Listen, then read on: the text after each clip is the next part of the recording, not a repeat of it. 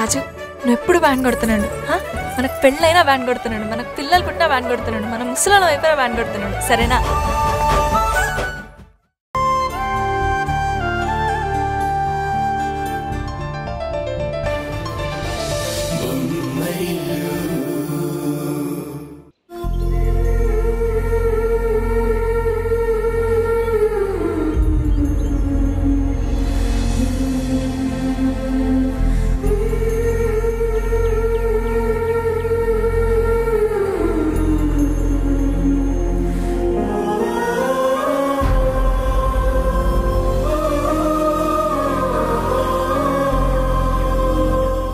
రేణు, ఏం జరిగింది? ఏంటో దినా, మన కుటుంబానికి ఏదో శాపం తగిలినట్టు అన్నీ ఇలా జరుగుతున్నాయి. పెద్దన్నయ్యని చూస్తే మనల్ని అలా వదిలేశాడు. కిరణ్ అనే పరిస్థితి ఏమో ఇలా ఉంది. దీనికి పరిష్కారం అంటూ లేదా? ఇంకా ఆలోచించడానికేముంది? దీనికి ఒక్కటి పరిష్కారం. పల్లవి విషయం ఉషాకి చెప్పడం, పల్లవి బిడ్డని ఉషా చేతుల్లో పెట్టడం.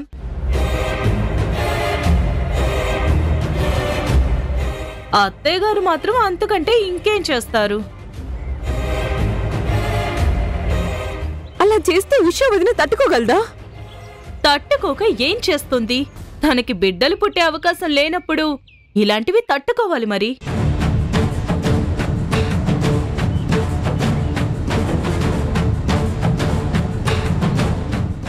ఒకవేళ తనంతగా తట్టుకోలేకపోయినా కొన్నాళ్ళు బాధపడుతుంది. ఆ తర్వాత ఆ బాధకి అలవాటు పడుతుంది. దాని గురించి మనం పట్టించుకోవద్దు.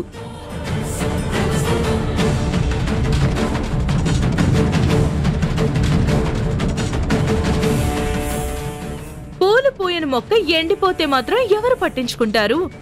ఇది కూడా అంతే. హారిక, హారిక, హారిక!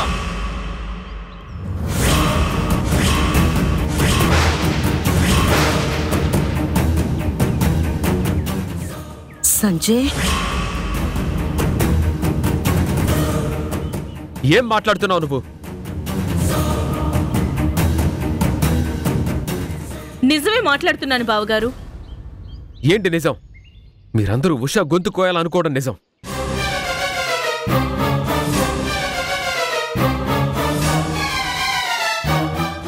దేవత లాంటి ఉషాకు అన్యాయం చెయ్యాలనుకోవడం నిజం? ఎదురుగా ఉన్న ఉషా గురించి ఆలోచించకుండా రాని వారసుడి గురించి ఆలోచించడం నిజం?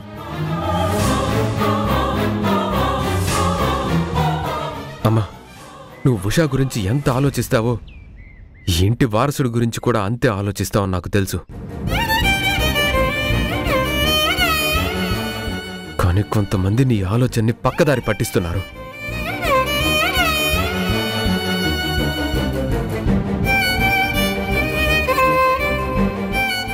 అలా పక్కదారి పట్టించే మనుషుల్ని పక్కన పెట్టుకొని ఇలాంటి విషయాల్లో నిర్ణయం తీసుకోకూడదమ్మా.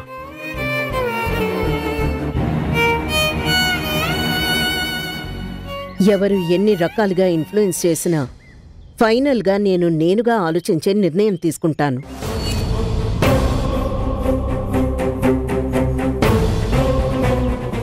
ఎంత ఆలోచించినా ఈ సమస్యకి ఇంతకంటే పరిష్కారం కనపడట్లేదు.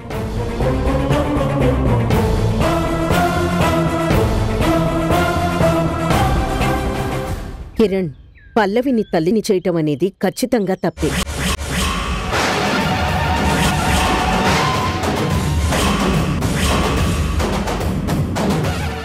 ఈ విషయంలో కిరణ్ ఉషకి అన్యాయం చేశాడు.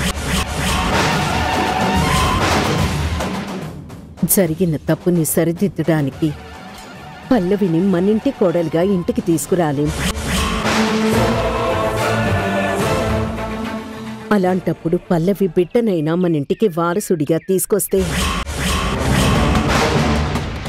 అటు పల్లవి బిడ్డకి ఇటు బిడ్డల్లేని ఉషకి కొంతవరకు న్యాయం చేసినట్టవుతుంది.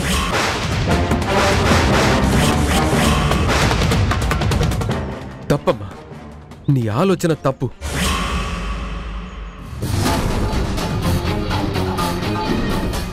పొరపాటున కూడా అలాంటి ఆలోచన నీ మనసులోకి రాకూడదు.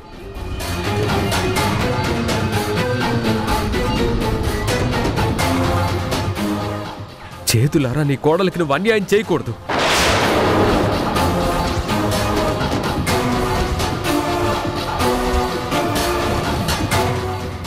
అన్యం పుణ్యం తెలియని అమాయకురాలు ఉషా.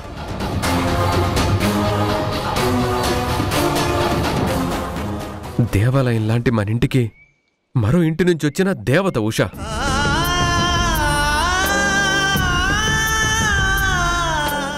రకరకాల గొడవలతో మన కుటుంబం ముక్కలైనా కూడా ముక్కలైన కుటుంబం మళ్ళీ కలవాలి, కుటుంబంలోని ప్రతి ఒక్కరూ సంతోషంగా ఉండాలని కోరుకునే మంచి మనసున్న పిచ్చి తల్లి ఆ ఉషా.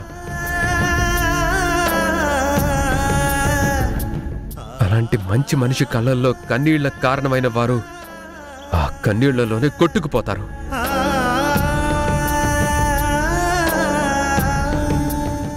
అమ్మా, నువ్వు ఆడపిల్లకి తల్లివే. మరో ఆడపిల్ల విషయంలో ఎందుకమ్మా ఇలాంటి ఆలోచనలు చేస్తున్నావు? వద్దమ్మా, చెప్పద్దు. పల్లవి విషయం ఉషకి చెప్పద్దు. పల్లవి బిడ్డని ఉష బిడ్డగా మార్చే ఆలోచన కూడా చేయొద్దు.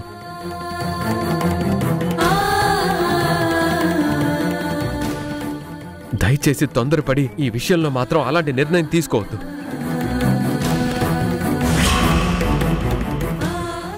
ఎవరి ఒత్తిళ్లకైనా తలొగ్గి అలాంటి నిర్ణయం తీసుకుంటే నేను ఎలాంటి నిర్ణయం తీసుకుంటానో నాకే తెలీదు.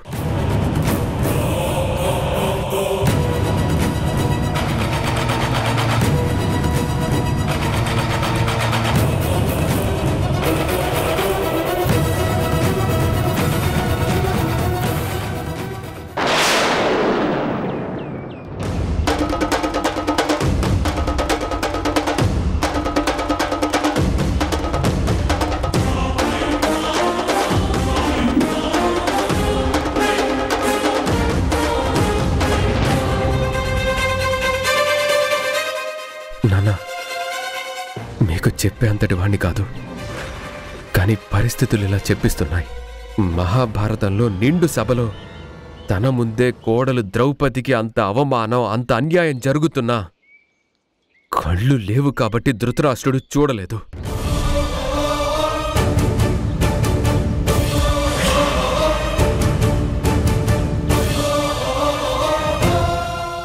మీ కోడలి విషయంలో ఎంత అన్యాయం జరుగుతున్నా చూస్తూ ఉండిపోతే మీరు కళ్ళున్న ధృతరాష్ట్రుడిగా మిగిలిపోతారు.